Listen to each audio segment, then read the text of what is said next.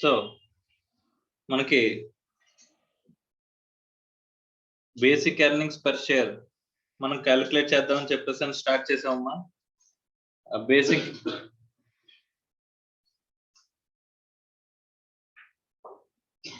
Basic earnings per share,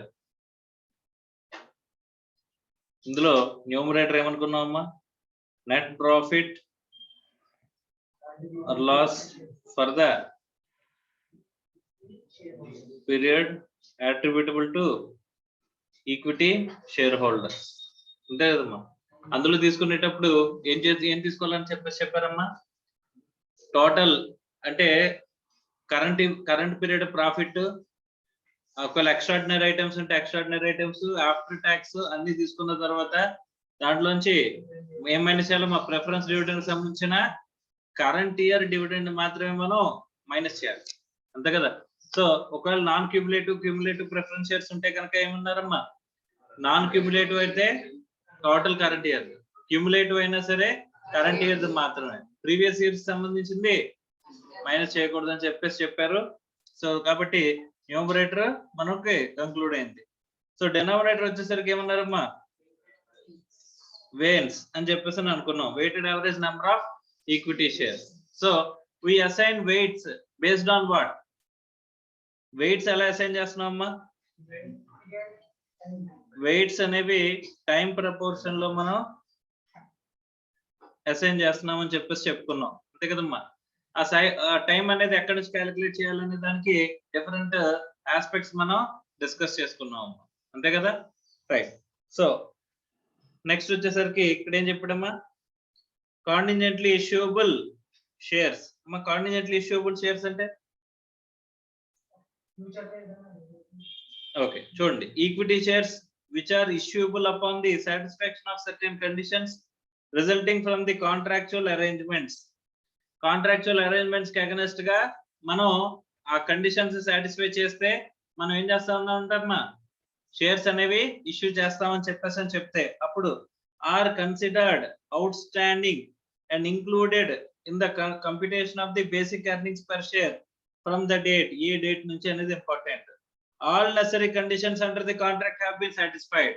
మా conditions satisfy చేస్తే కనుక మేము మీకు కాంటింజెంట్ షేర్స్ కింద మీకు అలాట్ చేస్తామని అంటే కనుక వాటిని దేని కింద తీసుకోవాలంటే ఎప్పుడు బేసిక్ ఎర్నింగ్స్ పర్ షేర్ లోకి తీసుకోవాలంటే అమ్మా, ఆ కండిషన్స్ ఎప్పుడైతే సాటిస్ఫై చేస్తామో ఆ కండిషన్ సాటిస్ఫై చేసిన రోజు నుంచి మీరు అక్కడ షేర్స్ లోకి తీసుకోవాలంట. సార్ అలాట్మెంట్ రోజా కాదు, కండిషన్ సాటిస్ఫై చేస్తే కాంట్రాక్చువల్ గా you are eligible to, you have a right to receive that shares.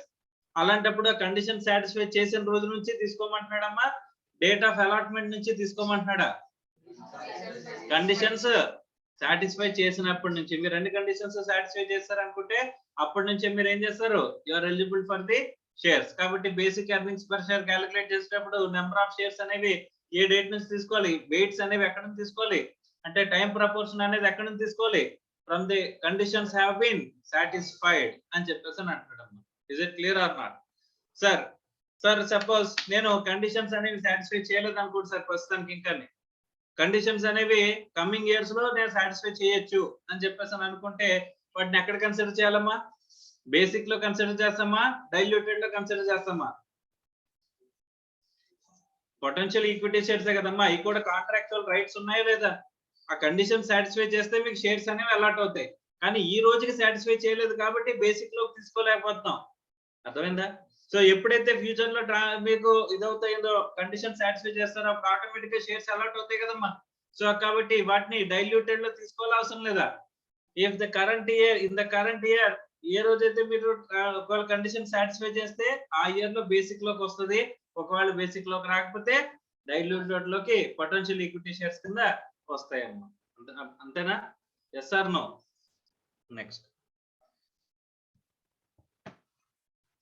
Next important aspect అమ్మా, bonus share split rights issue. Okay, so bonus shares, మా బోనస్ షేర్స్ వల్ల ఒకటి చెప్పండి, మనకేమన్నా డబ్బులు వస్తాయా? డినామినేటర్ లో నెంబర్ పెరుగుతుందా లేకపోతే పైన దాని వల్ల ఇన్కమ్ కూడా పెరుగుతుందా? ఓన్లీ డినామినేటర్ లో నెంబర్ పెరుగుతుందమ్మా, దాని వల్ల మనకి ఏం పెరగదు, ఇన్కమ్ అనేది పెరగదు. ఇప్పుడు రైట్ షేర్స్ ఇష్యూ చేసినా కొంత డబ్బులు వస్తాయి మీకు. కానీ మామూలుగా షేర్స్ బయట వాళ్ళకి ఇష్యూ చేసాం అనుకో, మా డబ్బులు వస్తాయి. డబ్బులతో మనం ఏం చేస్తాం? బిజినెస్ లో ఇన్వెస్ట్ చేస్తాం. ఆ బిజినెస్ నుంచి రిటర్న్ ఆన్ ఇన్వెస్ట్మెంట్ మనకు వస్తుంది. నెట్ ప్రాఫిట్ ఎంతో కొంత పెరుగుతుంది కదమ్మా. Yes or no? కానీ ఇక్కడ బోనస్ షేర్స్ వల్ల అలాంటి యూజ్ ఏమన్నా ఉందా? లేదు కదమ్మా. సో ఇప్పుడు బోనస్ షేర్స్ కి వెయిట్స్ అనేది అసైన్ చేసేటప్పుడు ఎప్పటి నుంచి వెయిట్స్ అసైన్ చేయాలి అంటే, సపోజ్ నేను ఆగస్టు 1 నాడు నేను షేర్స్ అనేవి బోనస్ షేర్స్ ఇష్యూ చేశానంటమ్మా. మా అర్థమవుతుందా? బోనస్ షేర్స్ ఎప్పుడు ఇష్యూ చేశాను నేను?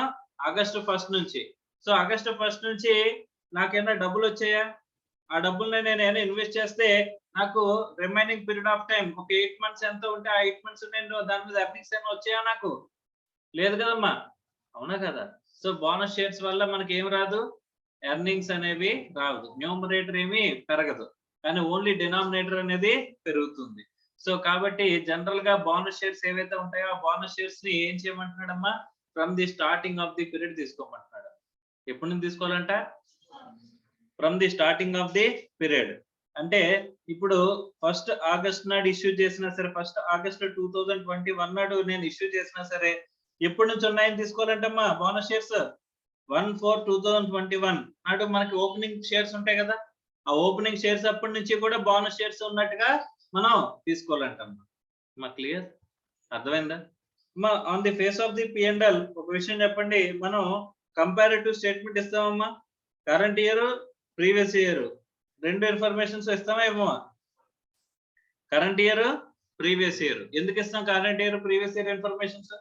కంపారిజన్ పర్పస్ కోసమే కదా. లాస్ట్ ఇయర్ కంటే ఈ ఇయర్ మీ ప్రాఫిట్ అదే మీ ఎర్నింగ్స్ ఎలా ఉన్నాయి, మీ ఇది ఎలా ఉంది, పెర్ఫార్మెన్స్ ఎలా ఉంది చెక్ చేసుకోవడం గురించే కదమ్మా. ఇక్కడ చెప్పండి, బేసిక్ ఈపీఎస్ అనేది మనం చేసేటప్పుడు ఇక్కడ లాస్ట్ ఇయర్ 1 crore ప్రాఫిట్ ఉందమ్మా. లాస్ట్ ఇయర్ 1 crore ప్రాఫిట్ ఉంది. ఈ ఇయర్ 1 crore ప్రాఫిట్ ఉంది. ఎగ్జాంపుల్ కి లాస్ట్ ఇయర్ 1 crore ప్రాఫిట్, ఈ ఇయర్ 1 crore ప్రాఫిట్. ఎగ్జాక్ట్ గా అదే ట్రాన్సాక్షన్. మనం ఒకరితోనే ట్రాన్సాక్షన్ ఎంటర్ అవుతాం. ఆ ఒక్క ట్రాన్సాక్షన్ మాత్రం ఉంది. లాస్ట్ ఇయర్ 1 crore ప్రాఫిట్ వచ్చింది, ఈ ఇయర్ 1 crore ప్రాఫిట్ వచ్చిందమ్మా. ఓకే. కాకపోతే కరెంట్ ఇయర్ లో మీరు ఏం చేశారంటే బోనస్ షేర్స్ ఇష్యూ చేశారంట. ఏం చేశారు? బోనస్ షేర్స్ ఇష్యూ చేశారంట. మీకు ఎన్ని షేర్స్ అంటే మీకు టోటల్ గా ఎన్ని షేర్స్ ఉన్నాయి సార్ అని చెప్పేసానంటే నెంబర్ ఆఫ్ షేర్స్ వచ్చేసరికి 1 crore అంట లాస్ట్ ఇయర్. ఇప్పుడు బోనస్ షేర్స్ ఒక షేర్ ఉన్న ప్రతి ఒక్కరికి ఇంకో షేర్ ఇచ్చేసామంట మనం. ఆ షేర్ ఇవ్వడం వల్ల ఇప్పుడు ఈ షేర్స్ ఎన్ని అవుతాయమ్మా? 2 crores. అర్థమైందా? ఈపీఎస్ చెప్పండి అమ్మా. ఈపీఎస్ ఎంత అవుతుంది? లాస్ట్ ఇయర్ 1, ఈ ఇయర్ ఎంత అవుతుంది? 0.5. మీ పెర్ఫార్మెన్స్ నిజంగా తగ్గిపోయిందా? మీ పెర్ఫార్మెన్స్ తగ్గిపోయిందా? ఎర్నింగ్ కెపాసిటీ తగ్గిపోయిందా? తగ్గలేదా?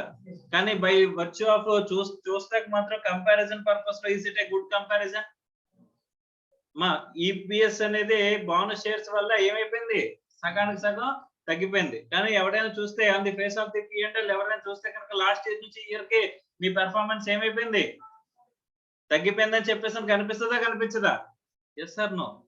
సో కరెంట్ ఇయర్ లోనే మీరు ఏమన్నారమ్మా? అసలు ప్రపోర్షన్ లో టైం ప్రపోర్షన్ లో బోనస్ షేర్స్ ఎప్పటి నుంచి తీసుకోమంటున్నారు? స్టార్టింగ్ ఆఫ్ ది పీరియడ్ నుంచి తీసుకోమని చెప్పేసి చెప్పారమ్మా. అంతేనా? రైట్. సో కానీ ఇక్కడ ఏమంటున్నాడంటే రీస్టేట్మెంట్ కూడా చేయమంటున్నాడమ్మా. ఏం చేయమంటున్నాడు sir? What is restatement?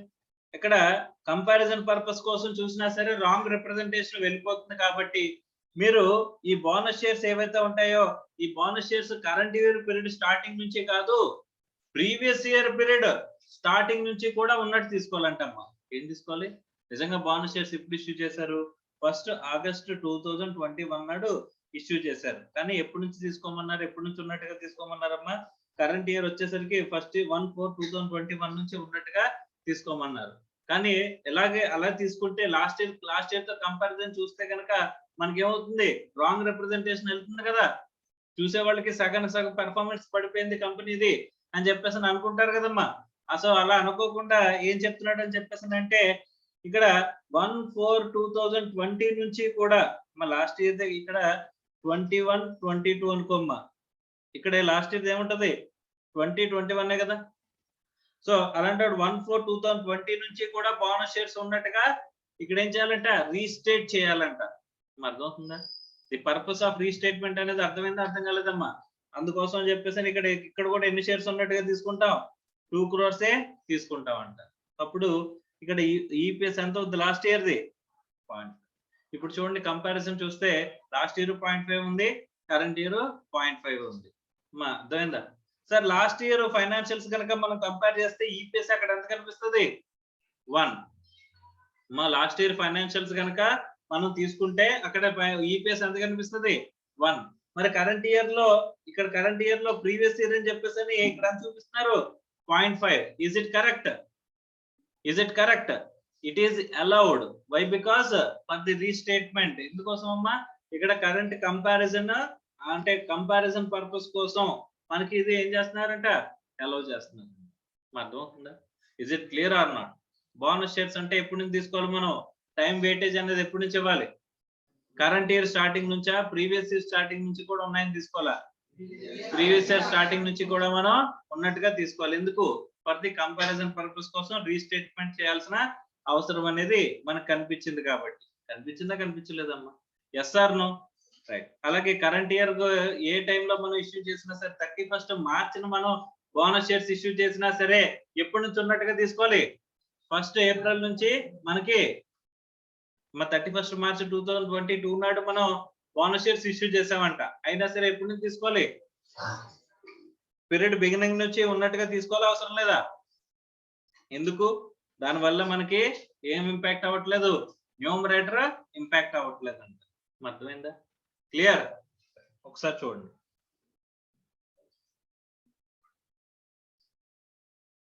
Equity shares may be issued or number of shares out standing may be reduced without corresponding change in the resources. అంటే number of shares out standing అనేది మారుతుంది without changing the source. Okay, resource మారకుండా. First bonus shares, bonus element in any other issue. For example bonus element in rights issue to the existing share holder.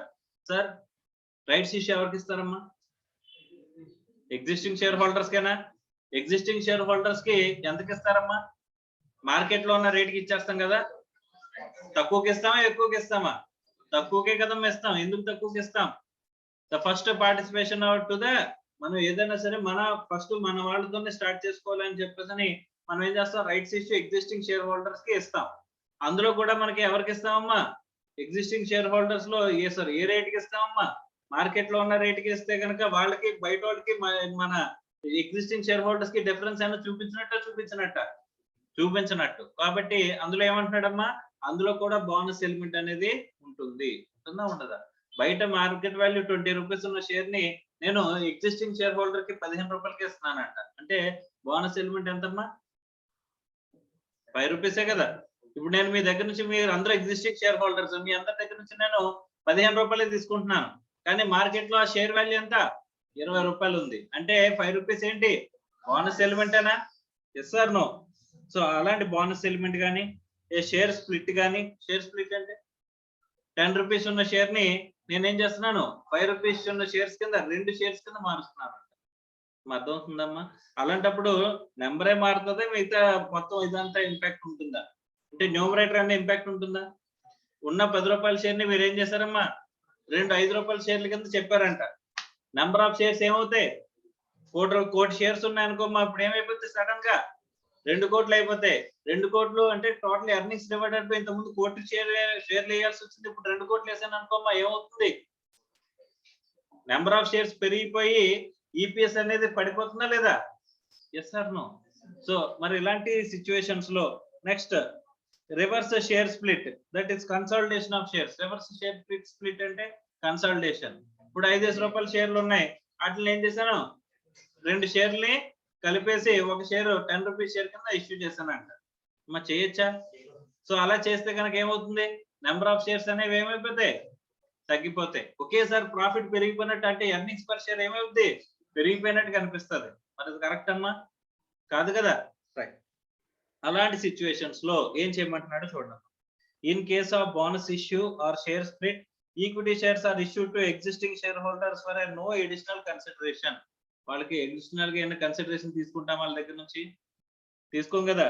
Therefore, the number of equity shares outstanding is increased without increase in the resources. Resources increase అవ్వకుండా ఏమి increase అవుతున్నాయి? Number of shares increase అవుతున్నాయి. The number of equity shares outstanding before the event is adjusted for a proportionate change in the number of equity shares outstanding as if event had occurred at the beginning of the earliest period reported, means along with the impact to current year adjustment.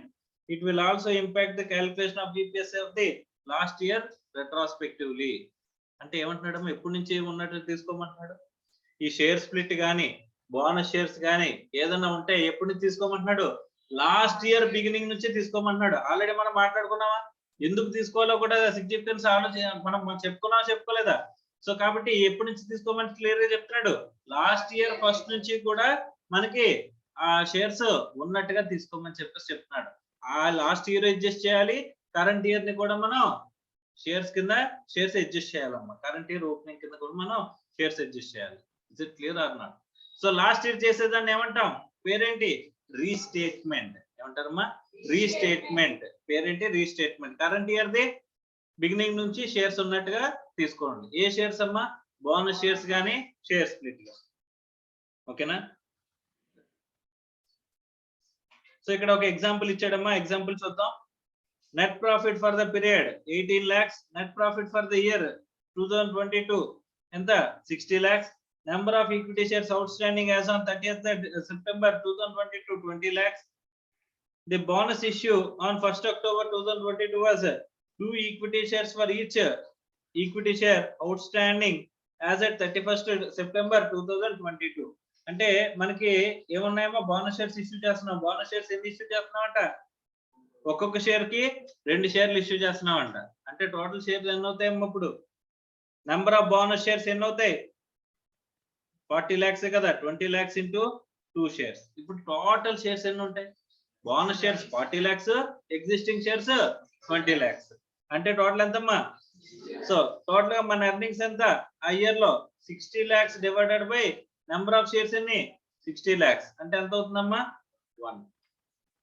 Okay, ఇదే last year తో compare చేసాం అనుకోమ్మా, last year ఎంత ఉన్నాయి, 18 lakhs divided by 20 lakhs. Actual గా అంటే last year ఎంత amount ఉందో చెప్తున్నాం. చూస్తే కనుక 18 lakhs డివైడెడ్ బై 20 lakhs అంటే ఎంతమ్మా, ఎంత, 0.9. సార్ 18 లక్షలు లాస్ట్ ఇయర్ ప్రాఫిట్ ఎక్కడ, ఇక్కడ 60 లక్షలు కరెంట్ ఇయర్ ప్రాఫిట్ ఎక్కడ, పెరిగిందా పెరగలేదా? పెరిగితే అంత పెరిగితే ఎర్నింగ్స్ పర్ షేర్ 10 పైసలు పెరిగినట్టు కనిపిస్తుంది. Is it correct? నో. మరి ఏం చేయాలి, we need to restate. Last year restate చేయాలా లేదా? సో ఇక్కడ రీస్టేట్మెంట్ అంటే ఏం చేస్తామమ్మా, 18 lakhs డివైడెడ్ బై ఈ షేర్స్, ఈ షేర్ బోనస్ షేర్స్ అనేవి ఎప్పటి నుంచి ఇష్యూ చేసాం అనుకుంటాం అమ్మా, previous year beginning. So 18 lakhs divided by 60 lakhs ఎంతమ్మా, 0.3. లాస్ట్ ఇయర్ ఇది కరెంట్ ఇయర్ వచ్చేసరికి 60 lakhs డివైడెడ్ బై 60 lakhs అంటే ఎంతమ్మా, అంటే లాస్ట్ ఇయర్ 0.3 నుంచి ఎక్కడికి పెరిగింది, 1 కి పెరిగింది. ఓకే, అంటే పర్ షేర్ ఎంత పెరిగిందమ్మా, 7.7. అర్థమవుతుందా?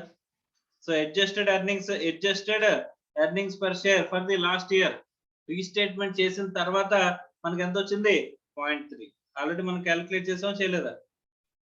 ఇది రీస్టేట్మెంట్ చేసిన తర్వాత అడ్జస్టెడ్ ఈపీఎస్ అమ్మా. ఏ ఈపీఎస్ అది, adjusted EPS for the previous year, 0.3. Current year అంతా 1. అర్థమైందా? Is it clear or not? మనం బోనస్ షేర్స్ ఎప్పుడు ఇష్యూ చేసాం, డేట్ అయినా చూసామా, డేట్ అయినా కన్సిడర్ చేసామా, చేయలేదు. ఎందుకు కన్సిడర్ చేయలేదు, ముందు లాస్ట్ ఇయర్ స్టార్టింగ్ నుంచే ఉన్నాయని చెప్పేసి మనం తీసుకుంటున్నాం కాబట్టి. Is it clear or not? Since bonus issue is an issue without consideration, the issue is treated as if it had occurred prior to the beginning of the 2021, the earliest period reported. అంటే అంత ముందు నుంచి ఉన్నట్టుగా తీసుకుని మనం చేస్తాము అని అన్నాం. ఆ లాస్ట్ ఇయర్ అడ్జస్ట్ చేసేదాన్ని రీస్టేట్మెంట్ అనుకున్నాం. ఆ రీస్టేట్ చేసిన తర్వాత వచ్చిందని అడ్జస్టెడ్ ఈపీఎస్ ఫర్ ది 2021 అని చెప్పేసి మనం మాట్లాడుతున్నాం. క్లియర్? అర్థమైందమ్మా? Shall we move forward? Next, ఇది ఎక్కడెక్కడ అప్లై చేస్తాం అనుకున్నాం, బోనస్ షేర్స్ కానీ షేర్ స్ప్లిట్ కానీ. బోనస్ షేర్స్ కానీ షేర్ స్ప్లిట్ కానీ. రైట్. నెక్స్ట్ ఏంటంటమ్మా, రైట్స్ ఇష్యూ. రైట్స్ ఇష్యూలో కూడా ఏముంటది, రైట్స్ ఇష్యూలో కూడా ఏముంటదమ్మా, బోనస్ ఎలిమెంట్ ఉంటుందా ఉండదా? ఆ బోనస్ ఎలిమెంట్ ఎంత, మా బోనస్ ఎలిమెంట్ ని మనం ఎలా తీసుకుంటాము? ఓకే రైట్, చూద్దాం.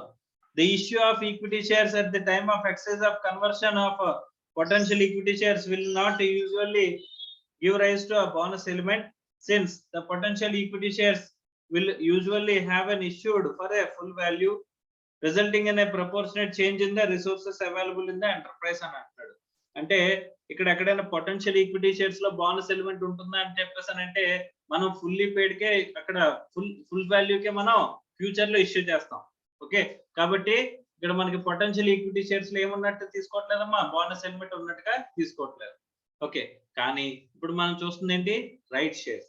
రైట్ షేర్స్ లో బోనస్ ఎలిమెంట్ ఉంటుందా ఉండదా? ఎస్. అక్కడ ఏం చేయాలో చూద్దాం.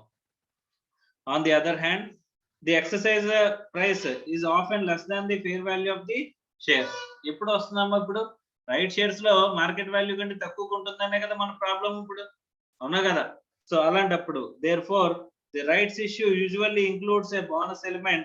The number of equity shares to be used in the calculating basic earnings per share for all the periods prior to the rights issue is the number of equity shares outstanding prior to the issue multiplied by the following adjusting factor. మనం ఏం చేయాలంట, ఒక adjusting factor తీసుకోవాలంట. ఇక్కడ bonus element లో మనం చేసింది ఏంటమ్మా, previous year starting నుంచి కూడా బోనస్ ఉన్నట్టు మనం తీసుకుంటున్నాం, అంతేనా? Yes or no?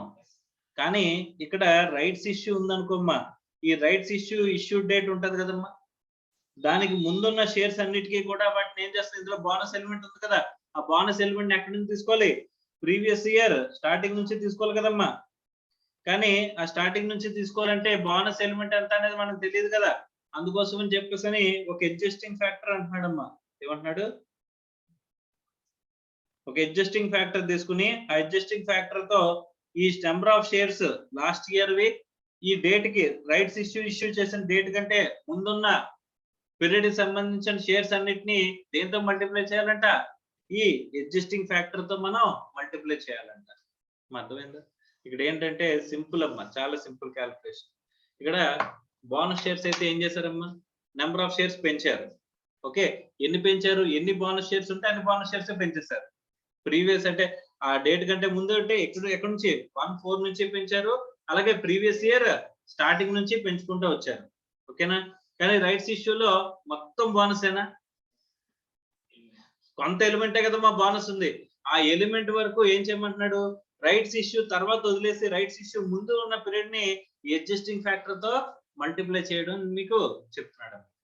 Okay, so ఎప్పుడైతే మీకు రైట్స్ ఇష్యూ వచ్చిందో దానికి ముందున్న పీరియడ్ కి మనం ఏంటంట, ఒక అడ్జస్ట్మెంట్ ఫ్యాక్టర్ తో షేర్స్ పెంచాలంట. సార్ బోనస్ షేర్ అంటే ఎన్ని షేర్స్ ఇష్యూ చేస్తే అన్ని షేర్స్ పెంచేచ్చా బోనస్ షేర్స్ లో లాగా?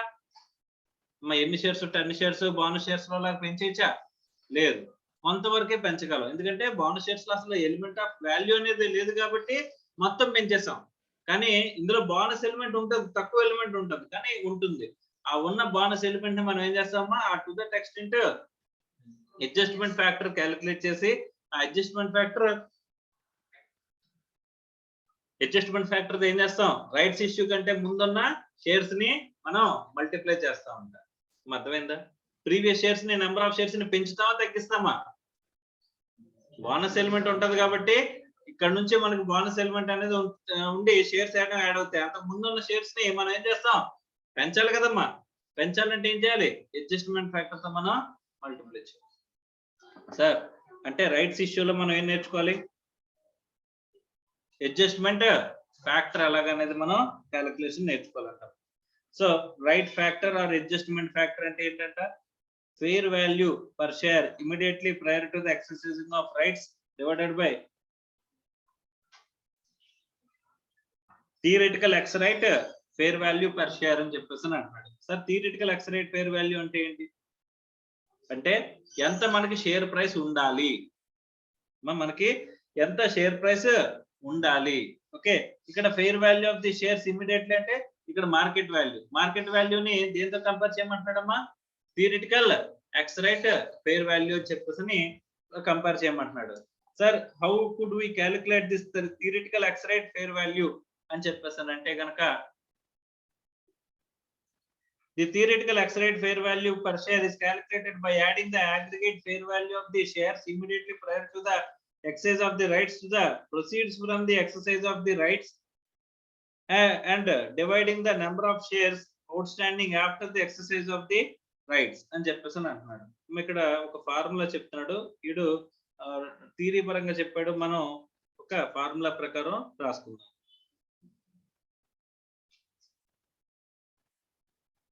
Aggregate fair value of share immediately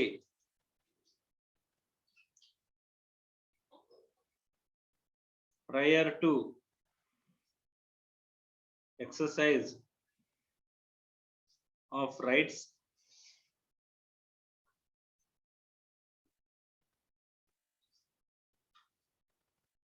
plus proceeds from exercise of the rights whole divided by number of shares outstanding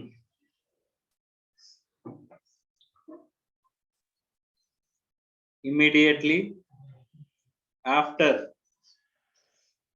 the rights issue. ఇది theoretical ex rate fair value కనుక్కోవడానికి formula అంట.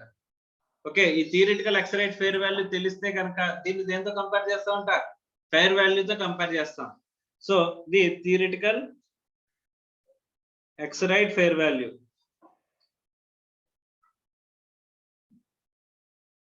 So దీన్ని దేంతో compare చేస్తాం? Fair value divided by theoretical ex right fair value వేస్తే rights factor వస్తుంది. ఈ rights factor ని దేనికి ఉపయోగిస్తాం? To be multiplied. ఇక్కడ ఈ రైట్స్ ఫ్యాక్టర్ దేంతో multiply చేస్తామమ్మా? Before issue of right shares issue చేయడానికి ముందు ఉన్న షేర్స్ ఉంటాయి కదమ్మా, వాటిని షేర్స్ ని పెంచాలా తగ్గించాలా? బోనస్ ఎలిమెంట్ ఉన్నప్పుడు ఏం చేస్తాం? పెంచుతాం కదా. ఆ బోనస్ ఎలిమెంట్ ఉన్నప్పుడు ఆ డేట్ కంటే ముందు ఉన్న షేర్స్ అన్నిటికీ కూడా ఈ రైట్ ఫ్యాక్టర్ తో మల్టిప్లై చేస్తే నెంబర్ ఆఫ్ షేర్స్ ఏమవుతాయి? పెరుగుతాయి. అర్థమైందా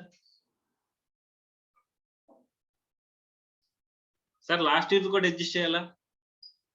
బోనస్ ఎలిమెంట్ ఉన్నప్పుడు రీస్టేట్మెంట్ చేయాల్సిన అవసరం ఉందా లేదా? కంపల్సరీగా కరెంట్ ఇయర్ ఈ బోనస్ ఎలిమెంట్ ని ఇన్కార్పొరేట్ చేస్తున్నప్పుడు లాస్ట్ ఇయర్ కూడా బోనస్ ఎలిమెంట్ ని ఇన్కార్పొరేట్ చేయాలి అవసరం లేదా? ఫర్ కంపారిజన్ పర్పస్ మనం చేయాలి. అందుకోసం అని చెప్పేసి లాస్ట్ ఇయర్ షేర్స్ ని కూడా మనం ఏం చేస్తాం? ఈ రైట్ ఫ్యాక్టర్ తో మనం మల్టిప్లై చేస్తాం. అర్థమైందా? సింపుల్ గా డేట్ ఆఫ్ రైట్స్ ఇష్యూ కంటే ముందు ఉన్న షేర్స్ అన్నిటికీ కూడా అంటే ప్రీవియస్ ఇయర్ వరకు కూడా వెళ్తాం, ఎందుకంటే కంపారిజన్ ఇన్ఫర్మేషన్ ఇస్తున్నాం కదా. సో ప్రీవియస్ ఇయర్ ఇన్ఫర్మేషన్ వరకు కూడా మనం ఏం చేస్తా ఉంటామా? ఆ రైట్ ఫ్యాక్టర్ తో మనం ఆ షేర్స్ ని మల్టిప్లై చేస్తాం. రైట్ సార్, ఇక్కడ ఆ రైట్ ఫ్యాక్టర్ తెలియాలంటే మనకి ఏం తెలియాలమ్మా? Theoretical ex rate fair value తెలియాలి, ఫెయిర్ వాల్యూ తెలియాలి. ఓకే, మార్కెట్ లో ఈ రోజు ఉన్న షేర్ వాల్యూ తెలుస్తుందో తెలీదా? తెలుస్తుంది. కానీ ఏం తెలియదు? Theoretical ex rate fair value తెలియదు. ఆ theoretical ex rate fair value అనేది మనం కనిపెట్టాలి. కనిపెట్టాలంటే ఒక ఫార్ములా ఇచ్చాడు. ఫార్ములాలో దేంతో start చేసేటమ్మా? aggregate fair value of the share immediately prior to the exercise of the rights. Okay, అంటే నువ్వు రైట్స్ ఇష్యూకి ముందు నీ ఫేర్ వాల్యూ ఎంత ఉంది, మార్కెట్ వాల్యూ ఎంత ఉంది, ప్లస్ దానికి కొత్తగా నీకు ప్రొసీడ్స్ వస్తున్నాయి కదమ్మా రైట్స్ ఇష్యూ నుంచి, దాన్ని యాడ్ చేయమంటున్నాడు. ఎంత మార్కెట్ ప్రైస్ పెరిగింది, ఎంత ఉండాలి అని చెప్పేసి చూస్తే లేదంటే ఈ రైట్స్ ఇష్యూకి ముందు నీ ప్రైస్ ఎంత ఉంది, షేర్ ప్రైస్ తీసుకోమంటున్నాడు. ప్లస్ దాన్ని దేనికి యాడ్ చేయమంటున్నాడమ్మా? రైట్స్ ఇష్యూ నుంచి డబ్బులు వస్తాయి కదా మీకు, ఆ డబ్బులతో యాడ్ చేయమంటున్నాడమ్మా. డినామినేటర్ ఏం చేయమంటున్నాడమ్మా? Number of shares out standing immediately after rights issue. అంటే ఇప్పుడు సపోజ్ 1,00,000 షేర్లు ఉన్నాయమ్మా మీకు. ఎగ్జిస్టింగ్ ఎంత ఉన్నాయి?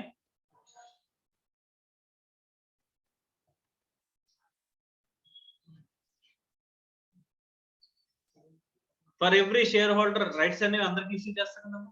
For every share holder you have a right to exercise మీకు రైట్ టు ఎక్సర్సైజ్ అనే ఆప్షన్ ఉందంటమ్మా. ఎంతంట? ఒక షేర్ కి ఒక షేర్ మనం ఏం చేస్తున్నాం? రైట్స్ ఇష్యూ చేస్తున్నాం. అంటే కొత్తగా మళ్ళీ ఎన్ని షేర్స్ ఇష్యూ చేస్తున్నాం? 1,00,000 షేర్స్ ఇష్యూ చేస్తున్నాం. అంతేనా? ఎగ్జిస్టింగ్ ఎంతమ్మా?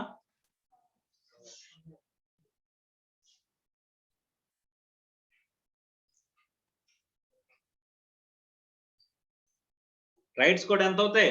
1,00,000. మార్కెట్ లో నా షేర్ ప్రైస్ ఎంత ఉందంట? 100. ఈ రోజున మార్కెట్ లో షేర్ ప్రైస్ ఎంత ఉందంట? 100. అర్థమైందా? రైట్. సో ఇప్పుడు దీంట్లో మనం కొత్తగా రైట్స్ అనేవి ఎంతకి ఇష్యూ చేస్తున్నామంట? 80 రూపీస్ కి ఇష్యూ చేస్తాం. అంటే మిగతా 20 రూపీస్ ఏంటి? బోనస్ ఎలిమెంటే కదా. Yes sir. రైట్. సో ఇక్కడ before rights issue market value ఎంత ఉందో తీసుకోమంటున్నాడమ్మా. రైట్స్ ఇష్యూ జరగడానికి ముందు సపోజ్ ఒక 60 రూపీస్ మార్కెట్ వాల్యూ ఉందనుకో. బిఫోర్ రైట్స్ ఇష్యూ మీ మార్కెట్ ప్రైస్ ఎంత? 60 ఉందనుకోమ్మా. సో అలాంటప్పుడు 1,00,000 ఇంటూ 60 ప్లస్ ఈ 1,00,000 షేర్స్ మీద మనకి ఎంత వస్తుంది? ఎంతమ్మా? 80. 80 అంటే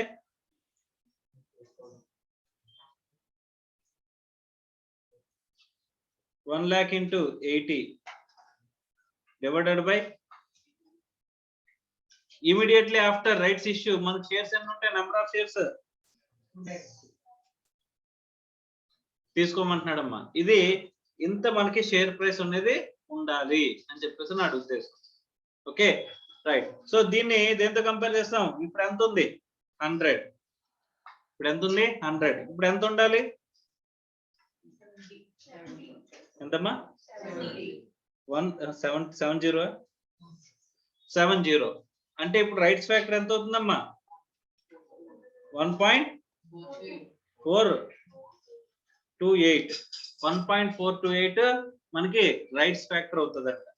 నేను ఫస్ట్ జూలై 2021 నాడు నేను కనుక షేర్స్ ఇష్యూ చేశాను, రైట్ షేర్స్ ఇష్యూ చేశాను అంటే ఈ రైట్ ఫ్యాక్టర్ తో నేను ఎప్పుడెప్పుడు మల్టిప్లై చేయాలమ్మా?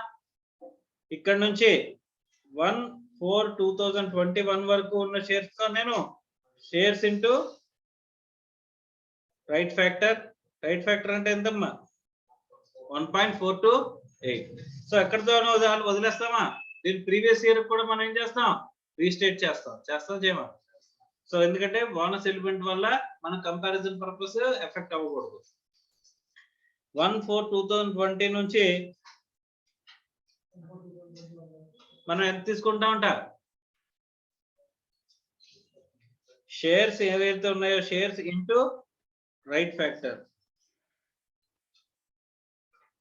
షేర్స్ ఇంటూ రైట్ ఫ్యాక్టర్ అంటే లాస్ట్ ఇయర్ ది రీస్టేట్ చేస్తున్నాం, కరెంట్ ఇయర్ ఈ రైట్స్ ఇష్యూ జరగక ముందు పీరియడ్ ని కూడా రీస్టేట్ చేస్తున్నాం. అర్థమైందా? Multiplied by rights factor. అర్థమైందా? Is it clear or not?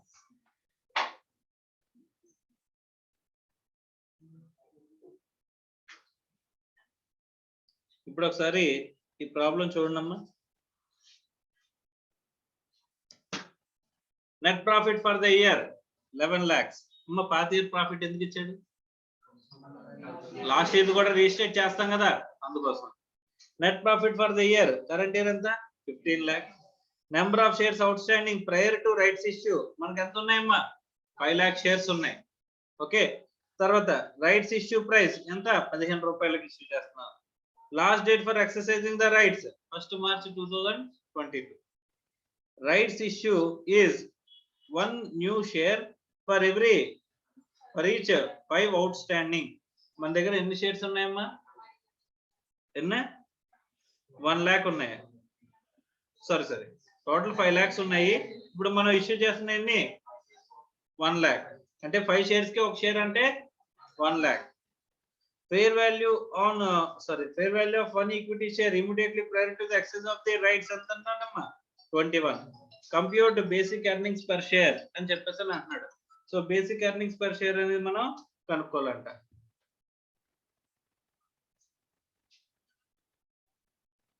ఇప్పుడు మన దగ్గర ఎన్ని షేర్స్ ఉన్నాయమ్మా? 5 లాక్ షేర్స్ ఉన్నాయి. ఇక్కడ మార్కెట్ ప్రైస్ ఎంత ఉన్నది? 21 ప్లస్ మనకి కొత్తగా ఇష్యూ చేసే షేర్స్ వల్ల డబ్బులు ఎంత వస్తున్నాయి? 1 లాక్ షేర్స్ ఇంటూ ఎంతకి ఇష్యూ చేస్తున్నాం? 15 divided by total number of shares out standing ఎన్ని ఉంటాయమ్మా? 6 lakh shares after bonus issue, sorry after rights issue. అంటే ఎంత అవుతుందమ్మా? 20 అంటే ఏమంటారు? ప్రైస్ ఎంత ఉండాలి? 20 రూపీస్ ఉండాలి. కానీ మార్కెట్ లో ఎంత ఉంది? 21 ఉంది. సో 21 డివైడెడ్ బై 20 అంటే ఎంతమ్మా? 1.05. రైట్ ఫ్యాక్టర్ ఎంత? 1.05. ఓకే. మీకు ఏ రోజున షేర్స్ అనేవి ఇష్యూ చేసాడమ్మా? ఏ రోజున షేర్స్ అనేవి ఇష్యూ చేశాడు మనకి?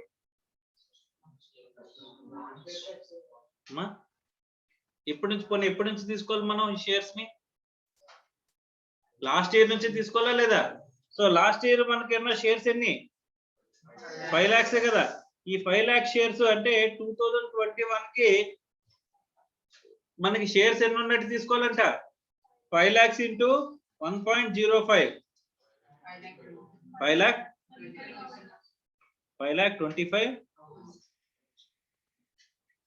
5,25,000 అంట. Okay right. సో ఇప్పుడు లాస్ట్ ఇయర్ ప్రాఫిట్ ఎంతమ్మా? 11 lakhs కదా. 11 lakhs డివైడెడ్ బై 5,25,000 ఎంతమ్మా? 2.09. ఇంత ముందు ఎంత ఉండేది? 11 lakhs డివైడెడ్ బై 5 lakhs చేయండి.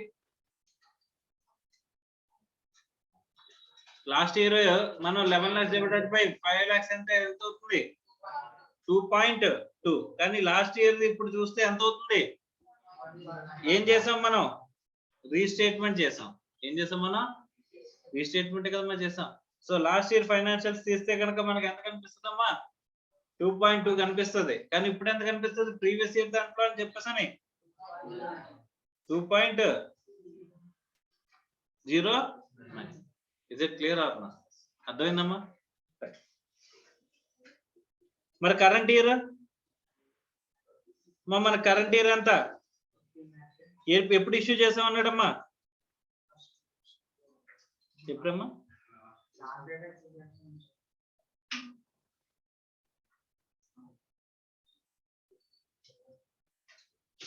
So last date for exercise of the rights ఎంతమ్మా? 1st March. సో కాబట్టి ఇక్కడ మార్చికి ముందున్న షేర్స్ ని మనం ఏం చేయాలి? రైట్ ఫ్యాక్టర్ తో మల్టిప్లై చేయాలి కదా. సో నెంబర్ ఆఫ్ షేర్స్ ఎన్ని ఉన్నాయంటే 5 lakh shares into 1.05 plus 6 lakh shares ఎన్ని ఉన్నాయమ్మా? ఇంటూ 1/12. 1 month కదా మార్చి మొత్తం 6 lakhs ఉన్నట్టే కదమ్మా. సో ఎంత అవుతుందమ్మా? 5 lakhs ఇంటూ 1.05 అంటే 5,25,000 ఇంటూ ఎన్ని మంత్స్ ఏమిది? 11/12 కదా. 11/12 రైట్. అంటే ఎంతమ్మా? 5,25,000 ఇంటూ 11/12 ఎంత?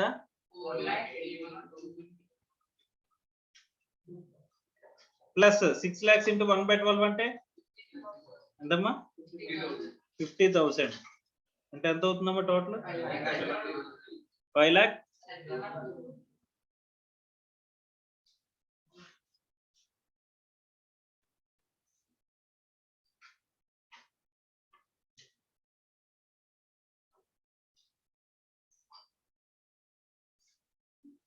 5,31,250. ఆ లాస్ట్ ఇయర్ కి కరెంట్ ఇయర్ 2022 ప్రాఫిట్ ఎంతమ్మా?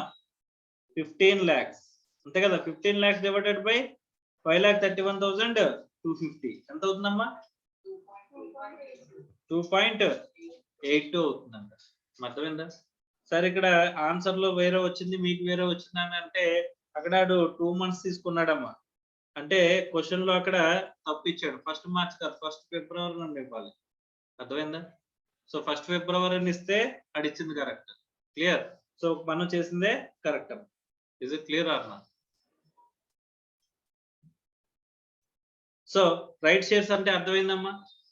రైట్ షేర్స్ లో కూడా ఏమున్నది, బోనస్ ఎలిమెంట్ ఉంది. కాబట్టి ఆ బోనస్ ఎలిమెంట్ మనం తీసుకురావాలంటే బోనస్ ఎలిమెంట్ ఎక్కడ కనిపించినా సరే మనం ఎక్కడి నుంచి చేంజ్ చేయాలి, మా బోనస్ ఎలిమెంట్ కానీ షేర్ స్ప్లిట్ కానీ కన్సాలిడేషన్ కానీ ఏదైనా కనిపిస్తే, కన్సల్టేషన్ ఆఫ్ షేర్స్ కానీ కనిపిస్తే ఎక్కడ నుంచి రీస్టేట్ చేసుకుంటూ రావాలి, ప్రీవియస్ ఇయర్ బిగినింగ్ నుంచి మనం చేంజ్ చేసుకుంటూ రావాలి అని చెప్పేసి మన point. Is it clear or not? So అందుకోసం అని చెప్పేసి bonus shares, share split, consultation అయితే ప్రీవియస్ ఇయర్ నుంచి కూడా చేంజెస్ అయినట్టు చేసేస్తాం, పెద్ద విషయం కాదు. కానీ రైట్ షేర్స్ లో అంటే బోనస్ షేర్స్ కానీ స్ప్లిట్ కానీ కన్సల్టేషన్ కానీ దాంట్లో మనకి ఏం రావట్లేదు, అడిషనల్ వాల్యూ రావట్లా. దానివల్ల మనకి న్యూమరేటర్ అయినా పెరుగుతుందా, పెరగట్లా. కానీ ఇక్కడ రైట్ షేర్స్ వల్ల ఏమొస్తుంది, వాల్యూ అనేది పెరుగుతుంది. పెరుగుతుందా, వాల్యూ అనేది వస్తుందా రావట్లేదమ్మా మీకు? అందుకోసం చెప్పిన అందులో బోనస్ ఎలిమెంట్ మనం ఐడెంటిఫై చేయాలంట. ఆ అందులో ఉన్న బోనస్ ఎలిమెంట్ ని ఐడెంటిఫై చేసి ఏం చేయాలి, రైట్ ఫ్యాక్టర్ అనేది మనం ఐడెంటిఫై చేసి దాన్ని షేర్స్ ఎప్పుడైతే మీకు రైట్స్ ఇష్యూ చేస్తారో దానికంటే ముందున్న ప్రతి షేర్ కి ఎప్పటి వరకు first day of previous year దగ్గర నుంచి అక్కడ షేర్స్ మీకు రైట్ షేర్స్ ఇష్యూ చేసేంత వరకు ఉన్న పీరియడ్ అంతా మనం ఏం చేసుకుంటే వెళ్ళాలంటమ్మా, ఈ రైట్ ఫ్యాక్టర్ తో మల్టిప్లై చేయాలండి. అంటే నెంబర్ ఆఫ్ షేర్స్ ఏం చేయాలి, పెంచాలండి. అర్థమైందా? సో పెంచి అక్కడ మనం ఈపీఎస్ అనేది లాస్ట్ ఇయర్ ది రీస్టేట్ చేయాలి, ఇయర్ ది మనం క్యాలిక్యులేట్ చేయాలి. లాస్ట్ ఇయర్ రీస్టేటెడ్ ఈపీఎస్ ఏమంటాం, అడ్జస్టెడ్ ఈపీఎస్ అంటాం. ఏమంటాము, అడ్జస్టెడ్ ఈపీఎస్ లాస్ట్ ఇయర్ దాన్ని. ఓకేనా, shall we move forward? So దీంతో మనకి ఏం కంప్లీట్ అయిందంటే బేసిక్ ఈపీఎస్ అనేది కంప్లీట్ అయిందంటమ్మా. ఏం కంప్లీట్ అయింది, బేసిక్ ఈపీఎస్ అనేది కంప్లీట్ అయింది. తర్వాత మనం ఏం చూద్దాం అనుకున్నామమ్మా, diluted EPS, diluted earnings per share. మాకు క్లియర్ ఆర్నా sir? Diluted earnings per share అంటే ఏంటి అని చెప్పేసి అంటే మార్నింగ్ ఒకటి మాట్లాడుకున్నాం. ఎక్కడైతే పొటెన్షియల్ ఈక్విటీ షేర్స్ ఉంటాయో అక్కడ మనకి ఏమొస్తుంది, డైల్యూటెడ్ ఈపీఎస్ వస్తుంది. సార్ ఒకవేళ పొటెన్షియల్ ఈక్విటీ షేర్స్ అయినా స్కీమ్ లో లేవు అంటే నా ఫైనాన్షియల్స్ లో లేవు అని చెప్పేసి అనుకుంటే కనుక అప్పుడు ఏం రాదమ్మా, డైల్యూటెడ్ ఈపీఎస్ రాదు. బేసిక్ ఈపీఎస్ మనకి ఏమైపోతుంది, డైల్యూటెడ్ ఈపీఎస్ వస్తుంది. ఎందుకంటే కంటిన్యూస్ గా అదే ఉంటుంది, ఏమీ మారదు అని చెప్పేసి చెప్తున్నాడు. అంతేనా? Yes or no? So diluted EPS అనేది ఎప్పుడు వస్తుంది, potential equity shares. What is potential equity share? Which is not convertible in current year but which is convertible in future periods, like conversion of debentures into equity shares, conversion of preference shares into equity shares, so conversion of loans into equity shares. ఇవన్నీ కూడా మనకి ఏంటమ్మా, potential equity shares. ఆ potential equity shares ఎక్కడైతే ఉంటాయో అలాంటి చోట మనకి ఏం వస్తుందంటమ్మా, డైల్యూటెడ్ ఎర్నింగ్స్ పర్ షేర్ అనేది వస్తుందంట. ఓకే, అంటే దానివల్ల ఏం చెప్తున్నామమ్మా మనం, ఈ రోజు నీకు బేసిక్ ఈపీఎస్ ఎంతైతే చూపిస్తున్నానో అంత ఎర్నింగ్స్ మిగులుతున్నాయని చెప్పేసి చెప్తున్నట్టే కదమ్మా మనం. కానీ అది నిజమా? కానీ ఫ్యూచర్ లో అది మారిపోయే అవకాశం ఉందా లేదా? Without changing any other terms, మన బిజినెస్ మారకపోయినా, మన ప్రాఫిట్స్ మారకపోయినా, మన టర్న్ ఓవర్ మారకపోయినా, అంటే మన ఎర్నింగ్స్ మారకపోయినా సరే మనకి ఫ్యూచర్ లో ఏమయ్యే అవకాశం ఉందమ్మా, same turn over, same profits మీరు రన్ చేస్తున్నా సరే మీకు ఫ్యూచర్ లో మీ ఎర్నింగ్స్ పర్ షేర్ అనేది ఏమైపోతుంది, తగ్గిపోబోతుంది. ఎంతవరకు తగ్గిపోబోతుంది అనేది ఇప్పుడు మనం చెప్తామంట. అర్థం అవుతుందా? Clear or not? Sir in calculating diluted earnings per share the effect is given to all dilutive ఏంటమ్మా, potential equity shares. Potential equity shares అంటే మన గుర్తున్నాయి కదమ్మా, that were outstanding during the period, that is net profit for the period attributable to equity shares is increased by the amount of dividends recognized in the periods in respect of dilutive potential equity shares as adjusted for any attributable change in the tax expense for the period. అంటే ఏమంటున్నాడమ్మా, ఇక్కడ net profit or loss అనేది ఏమవుతుంది, పెరుగుతుందా తగ్గుతుందా? Increased. దేని వల్ల increase అవుతుంది? So increased by the amount of dividends recognized in the period in respect of dilutive potential equity shares as adjusted for any attributable change in the tax expense for the period. A tax expense of the period గురించి మనం చూసుకున్నదే ఏమవుతుంది, పెరుగుతుంది అంటున్నాడు dividends గురించి. Right, Next, increase by amount of interest recognized in potential in respect of the dilutive potential equity shares as adjusted for any attributable change in the tax expense for the period అని చెప్పేసి అంటున్నాడు. అమ్మా preference dividend ఉందనుకో అమ్మా, మనకి preference dividend ఉందనుకో, preference dividend ఏం చేస్తామమ్మా, pay చేస్తామా? ఇప్పుడు ప్రిఫరెన్స్ షేర్స్ ఉన్నాయి, వాటిని కన్వర్ట్ చేసేస్తున్నాం పొటెన్షియల్ ఈక్విటీ షేర్స్ లోకి. ఆ డివిడెండ్స్ వల్ల ఏమవుతుంది, న్యూమరేటర్ అనేది పెరుగుతుందా పెరగదా? ఇప్పుడు earnings availability equity share holders అనేది ఎంతవరకు పెరుగుతుంది, డివిడెండ్ వరకు పెరుగుతుంది, అవునా? ఒకవేళ ట్యాక్స్ ఎక్స్పెన్స్ ఎన్నో ఉంటే ట్యాక్స్ ఎక్స్పెన్స్ తీసేసి మనకు పెరుగుతుంది ట్యాక్స్ అడ్జస్ట్మెంట్. అలాగే ఇంట్రెస్ట్ కూడా ఉన్నది అనుకోమ్మా, ఇంట్రెస్ట్ కూడా ఏమవుతుంది టు దట్ ఎక్స్టెంట్, అంటే డిబెంచర్స్ ఉన్నాయనుకోమ్మా, డిబెంచర్స్ వరకు మనకి ఏమవుతుంది ఇంట్రెస్ట్ పే చేయం కదా, ఇంట్రెస్ట్ పే చేయకపోవడంతో earnings availability equity share holders పెరుగుతుంది. దాని ట్యాక్స్ ఎక్స్పెన్స్ అన్ని ఇంపాక్ట్ చేస్తే అది కూడా మనం తగ్గిస్తాం, అవునా కదా? ఇంట్రెస్ట్ వల్ల ట్యాక్స్ సేవింగ్ ఉంటుందమ్మా. ఇప్పుడు ఇంట్రెస్ట్ పోతే ట్యాక్స్ సేవింగ్ కూడా పోతుందా పోదా? Yes sir no. సో అలాంటప్పుడు దాని ఇంపాక్ట్ కూడా మనం కన్సిడర్ చేయాలా లేదా? దేని మీద, ఎర్నింగ్స్ మీద. ఇంత ముందు ₹1,00,000 ఇంట్రెస్ట్ ఉండేదమ్మా, మనకి 10 లక్షలు బిఫోర్ ఇంట్రెస్ట్, మనకి బిఫోర్ ఇంట్రెస్ట్ ప్రాఫిట్ ఉంటే మనం ఆ 10 లక్షల నుంచి ₹1,00,000 ఇంట్రెస్ట్ తీసేస్తే 9 లక్షలు ఉండేది. ఆ 9 లక్షల మీద మనం ట్యాక్స్ క్యాలిక్యులేట్ చేసేవాళ్ళం, అవునా? ఇప్పుడు ఈ కన్వర్ట్ అయిపోతే కనుక ఇంట్రెస్ట్ ఉంటుందమ్మా, ఇంట్రెస్ట్ జీరోయే కదా, అవునా కదా? అలాంటప్పుడు ప్రాఫిట్ ఎంత అవుతుంది, 10 lakhs. ఇప్పుడు 10 lakhs మీద ఇంట్రెస్ట్ ట్యాక్స్ క్యాలిక్యులేట్ చేయాలా, 9 lakhs మీద క్యాలిక్యులేట్ చేయాలా? అంటే దాని ట్యాక్స్ అడ్జస్ట్మెంట్ ఉంటుందా ఉండదా? దాని ట్యాక్స్ ఇంపాక్ట్ ఏమైనా ఉంటే ఆ ట్యాక్స్ ఇంపాక్ట్ ను కూడా మనం కన్సిడర్ చేయాలి. Adjusted for the after tax amount of any other changes in expenses or incomes that would be result from the conversion of diluted potential equity shares. So potential equity shares వల్ల impact ఏదైనా ఉంటే కనుక tax expense కూడా మనం adjust చేసి తీసుకోవాలి అంటున్నాడు, ఓకేనా? సో అంటే టోటల్ గా ఈ డైల్యూటెడ్ షేర్స్ వల్ల మనకి న్యూమరేటర్ ఎంత మారుతుంది అనేది కన్సిడర్ చేయాలి. తర్వాత weighted average number of equity shares outstanding during the period is increased by the weighted average number of additional equity shares in which would have a outstanding assuming conversion of all dilutive potential equity shares. అంటే normal గా ఇంత ముందు ఉన్న shares ఏవైతే ఉంటాయో outstanding shares పెరుగుతాయా తగ్గుతాయా? ఇప్పుడు కన్వర్షన్ ఆఫ్ డిబెంచర్స్ ఇంటి ఈక్విటీ షేర్స్ అంటే డిబెంచర్స్ కి పే చేసేది ఏం చేస్తామమ్మా, తగ్గించేస్తాం. డిబెంచర్స్ పోయి ఏమొస్తాయి, ఈక్విటీ షేర్స్ వస్తాయి. అంటే డినామినేటర్ కూడా పెరుగుతుందా పెరగదా? ఎస్, పెరుగుతుంది. For the purpose of AS 20, share application money pending for allotment or any other advance share application money as at the balance sheet date, which is not statutorily required to be kept separately and is being utilized in the business of the enterprise, is treated as the same manner as dilutive potential equity shares for the purpose of calculating diluted earnings per share. amma emantunadamma, application money, share application money pending for allotment ఉన్నదంట అమ్మా. మనం on the face of the P&L schedule 3 format companies act ఉంటుంది కదమ్మా, అందులో on the face of the P&L మీరు ఏం చూస్తారంటే, on the face of the balance sheet మీరు ఏం చూస్తారంటేనమ్మా, share capital pending for allotment, డబ్బులు వచ్చాయి కానీ ఇంకా అలాట్ చేయలేదు. అలాంటి వాటిని ఎందులో చూపిస్తామంట, share application money pending for allotment అని చెప్పేసి మనం చూపిస్తా ఉంటాం. ఎప్పటికైనా ఫ్యూచర్ లో మనం ఇష్యూ చేస్తామా కదా, అర్థం అప్లికేషన్ మనీ తీసుకున్నాం ఇంకా అలాట్ చేయలేదు, ఏం చేయాలి, ఏదో 180 days లో తిరిగి ఇచ్చేయాలా లేదా షేర్స్ అలాట్ చేయాలి, అవునా?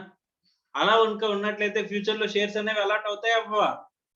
అవుతాయి కదా. దాన్ని కూడా మనం డైల్యూటివ్ గానే తీసుకోవాలంట. దాన్ని కూడా మనం ఏం తీసుకుంటాం, డైల్యూటివ్ గానే తీసుకోవాలి. Next earnings diluted. ఎర్నింగ్స్ ఎక్కడ డైల్యూట్ అవుతాయి?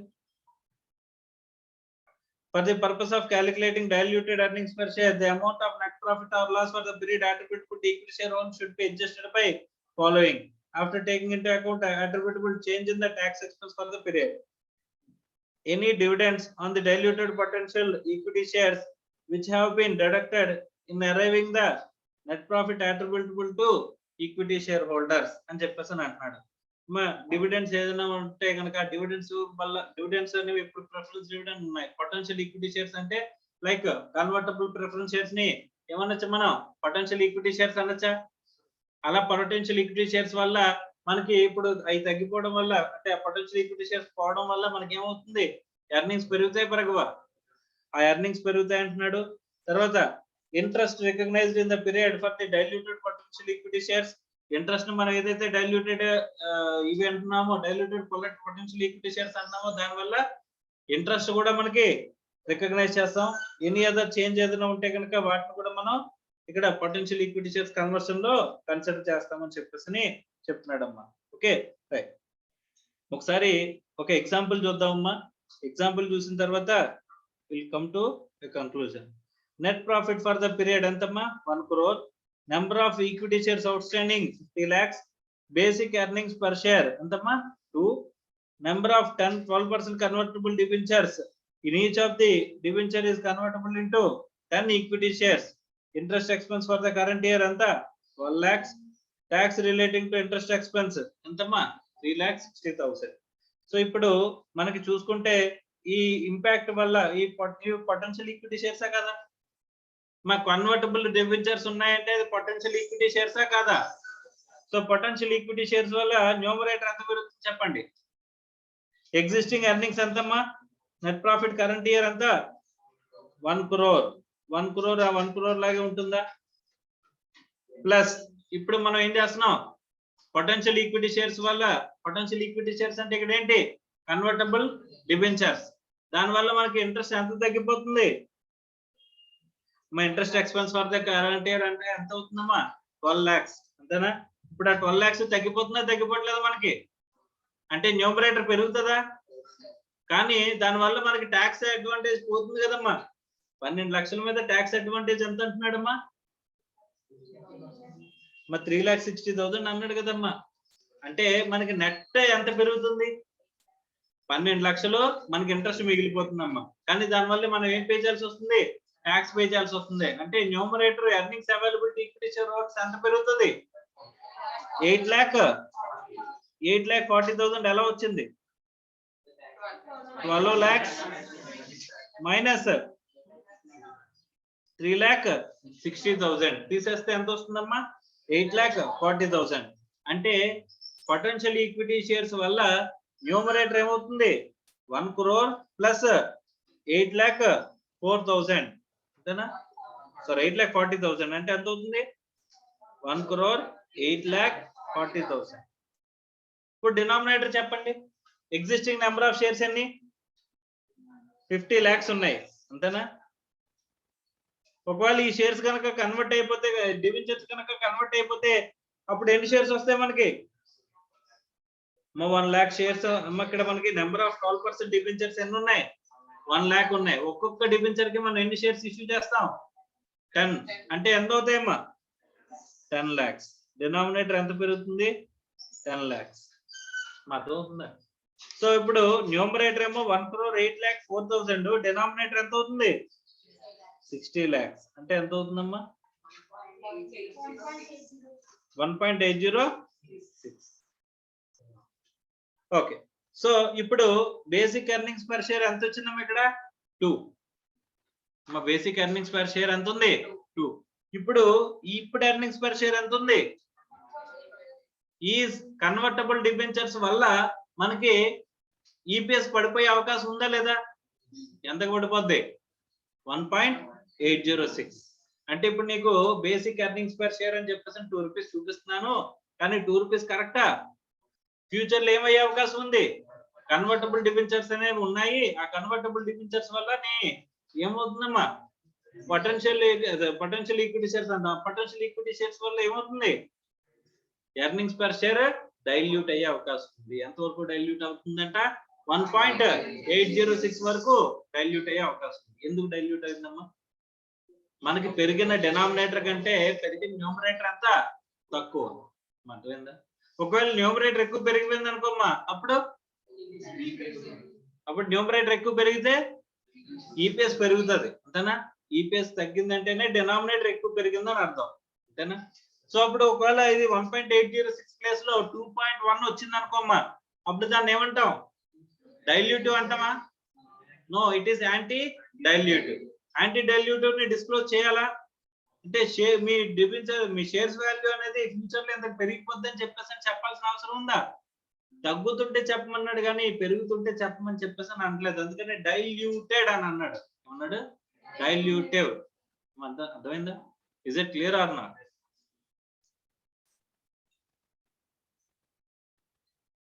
నెక్స్ట్ అంటే ప్రతి పొటెన్షియల్ ఈక్విటీ షేర్ వల్ల మనం ఏం చెక్ చేసుకోవాలంటమ్మా? షేర్ వాల్యూ డైల్యూట్ అవుతుందా లేదా అని చెప్పేసి మనం చెక్ చేసుకోవాలంట. ఎలాగా? ఇలాగా. అంటే దీనివల్ల న్యూమరేటర్ ఎంత పెరుగుతుంది, డినామినేటర్ ఎంత పెరుగుతుందో చూస్తాం. సో కలిపేసిన టోటల్ చేస్తే ఏమవుతుంది? డైల్యూటివా యాంటీ డైల్యూటివ్ అనేది మనకి తెలిసిపోతుంది. అర్థమైందా? Clear? per share diluted.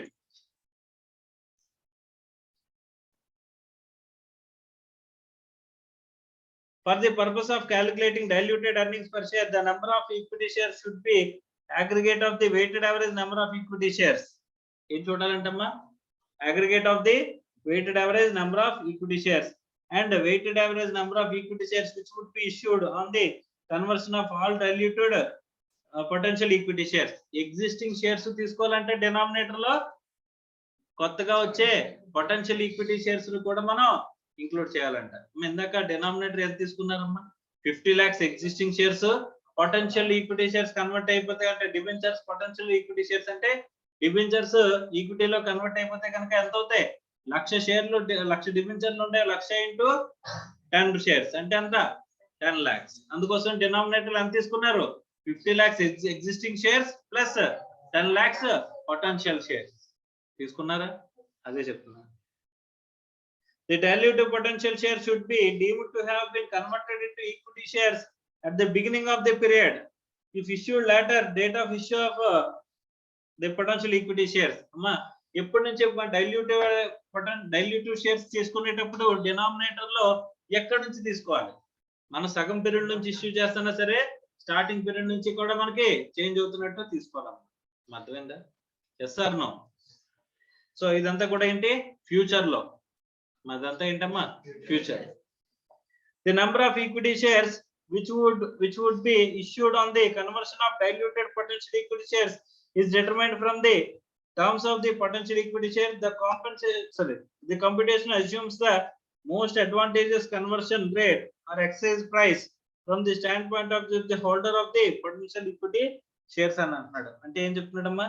Number of equity shares which would be issued on the conversion of diluted per share is determined from the terms of the potential equity shares. మన దగ్గర ఉన్న terms ప్రకారం మనం potential equity shares అనేవి తీసుకుంటాం. మన ఇందాక question లో టర్మ్ ప్రకారం డిబెంచర్ ప్రతి దానికి ఎన్ని షేర్స్ ఇష్యూ చేస్తానన్నాడు? 10 అనేది క్లియర్ గా చెప్పాడు. కాబట్టి 1 lakh డిబెంచర్స్ ఇంటూ 10 షేర్స్ కింద 10 lakh షేర్స్ కింద మనం చూపించుకున్నాం. అంతేనా? The computation assumes that most advantageous conversion అనేది ఇక్కడ మనకి ఉంది అని చెప్పేసి మనం తీసుకోవాలంట. Equity shares which are issuable upon the satisfaction of certain conditions resulting from the contractual agreements.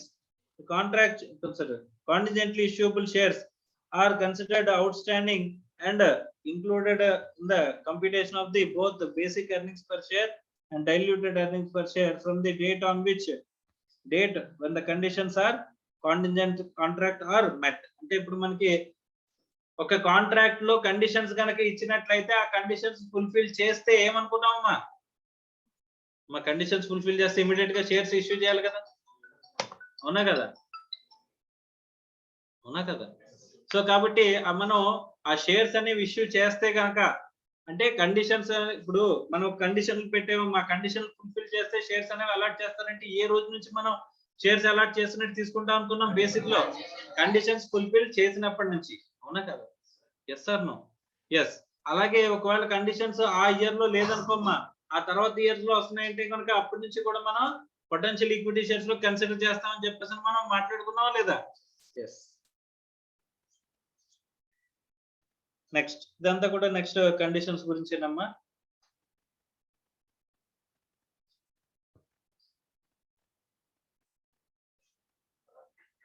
Next diluted EPS in case of share options. Share options ante what is share option? For the purpose of calculating diluted earning per share, an enterprise should assume exercise of dilutive options and other dilutive potential equity shares of the enterprise. The assumed proceeds from these issues should be considered to have been received from the issue of shares at the fair value. So differences between the number of shares issuable and number of shares that would have been issued at the fair value should be treated as a issue of equity shares for no consideration అని చెప్పేసి అన్నమాట. అమ్మ options ఇస్తారు, మనం share options అనేది ఇస్తాం. Okay, so option to purchase ఉంటుందా? Yes or no? So option to purchase తీసుకుంటే అక్కడ ఫెయిర్ వాల్యూ కనుక అంటే అక్కడ ఫెయిర్ వాల్యూ తీసుకుంటాం. ఓకే, అక్కడ ఫెయిర్ వాల్యూతో మల్టిప్లై చేసుకుంటే అక్కడ అంతకంటే ఇప్పుడు సింపుల్ గా మనం చూస్తే షేర్ ఆప్షన్ ఇస్తాం. షేర్ ఆప్షన్ ఇచ్చి ఈ ప్రైస్ కి మనం కొంటాము అని చెప్పాం. ఆ ప్రైస్ కంటే ఇక్కడ మార్కెట్ వాల్యూ ఏదైతే తక్కువ ఉంటుందో, మార్కెట్ వాల్యూ కంటే ఆ ప్రైస్ ఎంత తక్కువ ఉంటుందో దాన్ని దేనికి తీసుకోవాలంట? బోనస్ ఎలిమెంట్ కింద మనం తీసుకోవాలంట. రైట్, ఒక ఇల్లస్ట్రేషన్ చేస్తే ఈ ఆప్షన్స్ గురించి మనకి ఒక క్లారిటీ వస్తుంది అన్నమాట. సో కాబట్టి ఇక్కడ మనం ఇల్లస్ట్రేషన్ నెంబర్ 6 చూద్దాం. Okay, net profit for the year ఎంత చెప్పాడమ్మా? 12 lakhs. Weighted average number of equity shares out standing during the year ఎంత? 5 lakhs. Average fair value of one equity share during the year antama 20 rupees. Weighted average number of shares under the option during the 2021 anta 1 lakh shares anta. Exercise price of the shares under the option entaki istunamanta 15 rupees. amma manu share options ichcham, option prakaram మనం ఎంతకి మనం issue చేస్తామని చెప్పేసి చెప్తున్నాం 15 rupees. Okay, right. Compute basic and diluted earnings per share.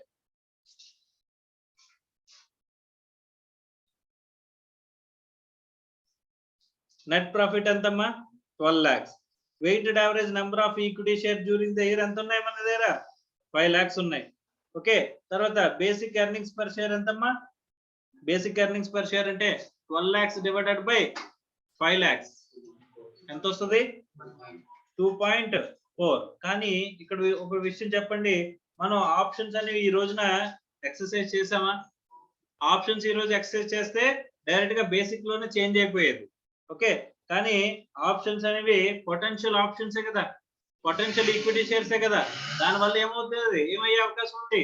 Dilute అయ్యే అవకాశం ఉందా లేదా? మనం ఆప్షన్ ఇచ్చామమ్మా.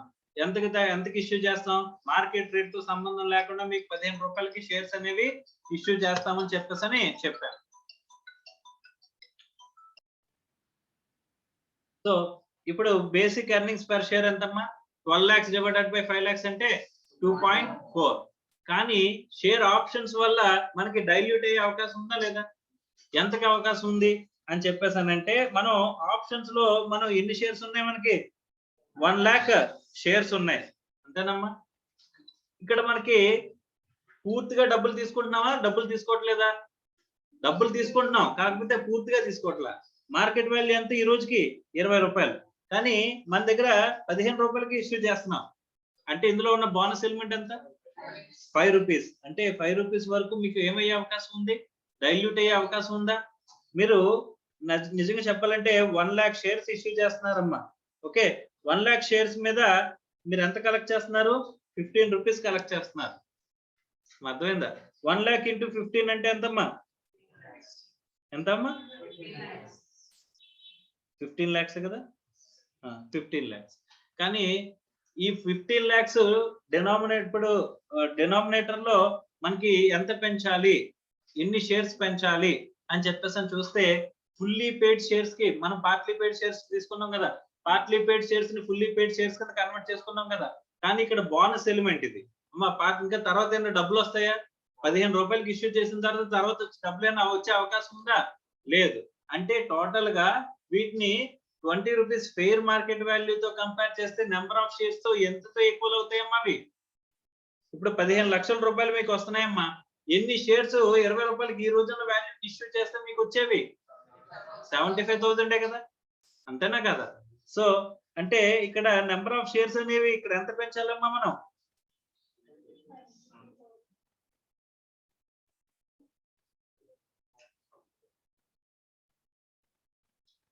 అంటే బోనస్ ఎలిమెంట్ ఎంత ఉంటుంది అంటే 5 రూపీస్ బోనస్ ఎలిమెంటే కదమ్మా. 1 lakh షేర్స్ మీద మనకి ఎంత బోనస్ ఎలిమెంట్ 5 రూపీస్ అంటే ఎంత 5 lakhs. మీకు నార్మల్ గా అయితే ఎంత రావాల్సి ఉన్నా 15 lakhs వస్తాయి. కానీ మార్కెట్ ప్రైస్ కనుక ఇష్యూ చేసి ఉంటే ఆప్షన్స్ ని మీకు ఎంత డబ్బులు వచ్చిండేవి 20 lakhs కదా. కానీ ఇప్పుడు మీ చేతికి ఎంత వస్తున్నాయి 15 lakhs కదా. అంటే అందులో బోనస్ ఎలిమెంట్ ఏదైతే ఉందో ఆ బోనస్ ఎలిమెంట్ ని మీరు ఏం చేయాలంట,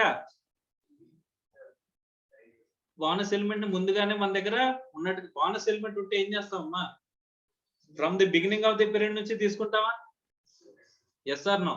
కానీ ఇప్పుడు మనం ఈ ఇయర్ లో మనం రైట్ షేర్స్ ఇష్యూ చేసాం అనుకోమ్మా, అప్పుడు బోనస్ ఎలిమెంట్ ని రైట్ ఫ్యాక్టర్ తో మనం ఎక్కడి నుంచి తీసుకుంటున్నాం, ప్రీవియస్ ఇయర్ నుంచి తీసుకుంటున్నాం.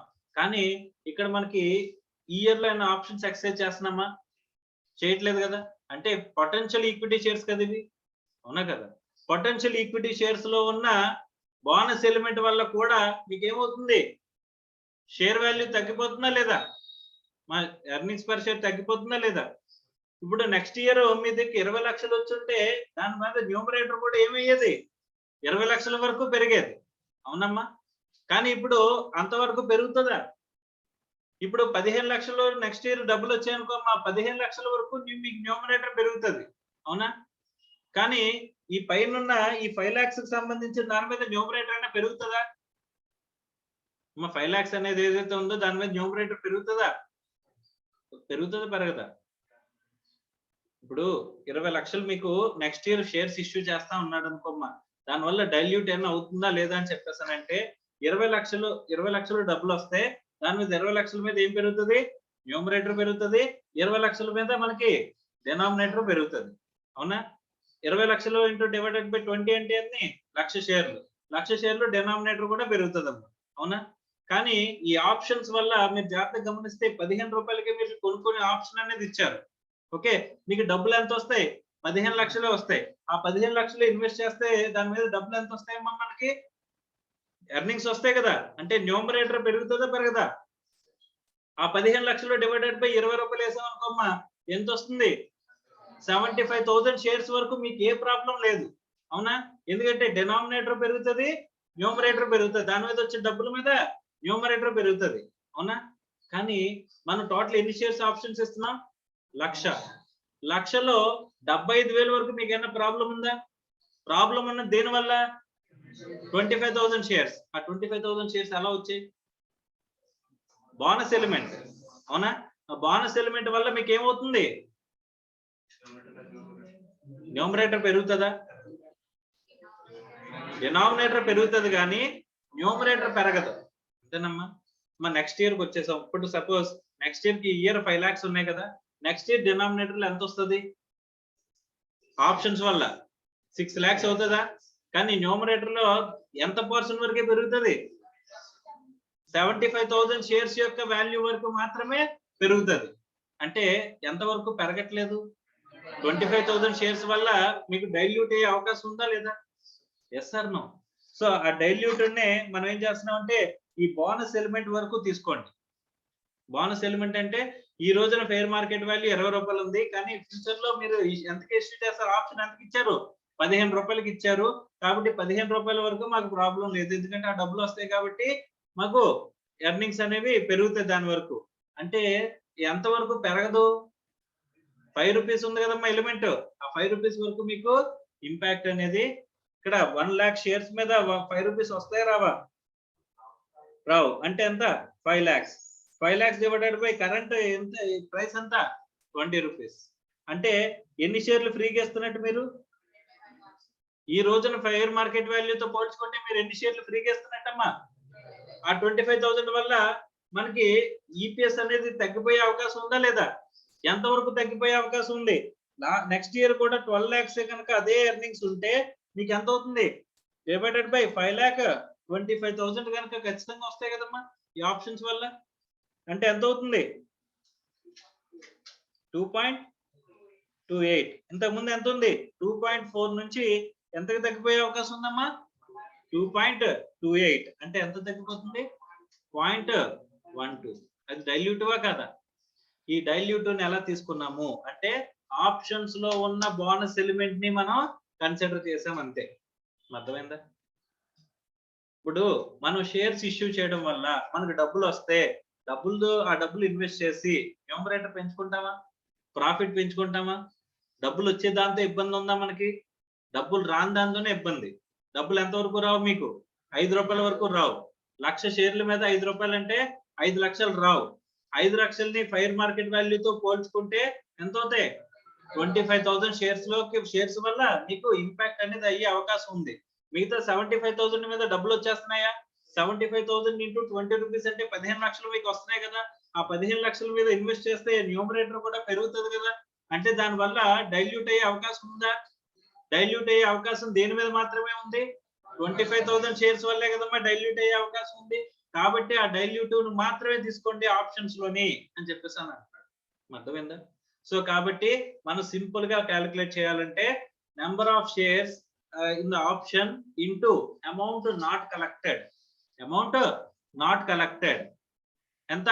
5 rupees divided by current fair value తీసుకుంటే మనకి ఏమొస్తుందమ్మా? బోనస్ ఎలిమెంట్ లో ఉన్న షేర్స్ వస్తాయి. ఆ బోనస్ ఎలిమెంట్ లో ఉన్న షేర్స్ వల్లే మనకి ఏమయ్యే అవకాశం ఉంది? డైల్యూట్ అయ్యే అవకాశం అనేది ఉంది. సో కాబట్టి నెట్ ప్రాఫిట్ డివైడెడ్ బై ఏం చేసాం? ఈ డైల్యూటివ్ షేర్స్ అనేవి తీసుకున్నాం. తీసుకుంటే అప్పుడు ఏమవుతుందమ్మా? ఈపీఎస్ అనేది డైల్యూటెడ్ ఈపీఎస్ అనేది మనకి వస్తుందంట. అర్థమైందా? రైట్. నెక్స్ట్ సో ఈ డైల్యూటివ్ పొటెన్షియల్ ఈక్విటీ షేర్స్ అన్నాడు. ఈ పొటెన్షియల్ ఈక్విటీ షేర్స్ గురించి ఇప్పటి వరకు మనం మాట్లాడుకున్నాం. ఓకే, అంటే convertible debentures, convertible preference shares ఇవన్నిటి గురించి, అంతే కదా. షేర్ ఆప్షన్స్ గురించి కూడా మనం మాట్లాడుకున్నాం. Next restatement. మరి రీస్టేట్మెంట్ గురించి కూడా మాట్లాడుకున్నాం కదా. ఎక్కడెక్కడ రీస్టేట్ చేయాలంటే రైట్ షేర్స్ లో రైట్ ఫ్యాక్టర్ తో మల్టిప్లై చేసి రీస్టేట్ చేయడం చూసాం. షేర్ స్ప్లిట్ గానీ, బోనస్ షేర్స్ గానీ, కన్సాలిడేషన్ గానీ చేసినప్పుడు ప్రీవియస్ ఇయర్ రీస్టేట్మెంట్ గురించి మనం మాట్లాడుకున్నాం కదమ్మా. రైట్. సో రీస్టేట్మెంట్స్ గురించి కంప్లీట్ అయ్యింది. Next presentation disclosure. An enterprise should present the basic and diluted per share. ఎక్కడ చూపించాలనుకున్నావమ్మా? On the face of the P&L చూపించుకుని చెప్పాను కదా. షెడ్యూల్ 3 లో మనం on the face of P&L మనం ఏం చేయాలి? ఈపీఎస్ అనేది డిస్క్లోజ్ చేయాలి. ఈపీఎస్ ఎలా డిస్క్లోజ్ చేయాలి? బేసిక్ ఈపీఎస్ అని, డైల్యూటెడ్ ఈపీఎస్ అని on the face of the P&L schedule 3 requirement కింద మనం చెప్పుకున్నాం కదమ్మా. షెడ్యూల్ 3 రిక్వైర్మెంట్ ఎక్కడి నుంచి వచ్చింది? Based on AS20. AS20 requirement మీద షెడ్యూల్ 3 లో on the face of the P&L basic EPS, diluted EPS రెండు కూడా మనం డిస్క్లోజ్ చేయాల్సిన అవసరం ఉంటుంది అని చెప్పేసి మనం మాట్లాడుకున్నాం. అర్థమైందా? Yes or no? తర్వాత disclosure aspects. So what are the things to be disclosed? ఏమేమి డిస్క్లోజ్ చేయాలంటమ్మా? Where statement of P&L includes extraordinary items as defined in AS5, basic and diluted EPS computed on the basis of the earnings excluding extraordinary items. అంటే net of tax expense తీసుకోండి, కానీ extraordinary items కి before గా చూపించాలంట. ఏంటి? Just disclosure. Okay. తర్వాత amounts used as a numerator in calculating basic and diluted earnings per share and reconciliation of the amounts to net profit for the period. మా numerator లో ఏం తీసుకుంటాం? Basic EPS లో net profit available for the equity share holders ఏదైతే తీసుకుంటామో ఆ value ఎలా వచ్చింది అనేది రికన్సిలేషన్ ఇవ్వాలంటమ్మా. ఏమివ్వాలి? రికన్సిలేషన్ ఇవ్వాలంట. Okay. Next weighted average number of equity shares used as a denominator. మన న్యూమరేటర్ చెప్పమంటున్నాడు, డినామినేటర్ చెప్పమంటున్నాడు. డినామినేటర్ లో కూడా రికన్సిలేషన్ ఇవ్వమంటున్నాడు. న్యూమరేటర్ లో రికన్సిలేషన్ కావాలంట, డినామినేటర్ లో రికన్సిలేషన్ కావాలి. Nominal value of the shares along with the earnings per share figures. Nominal values చూపించాలంట, అలాంగ్ విత్ ఈపీఎస్ ఫిగర్స్ మనం డిస్క్లోజ్ చేయాలంట.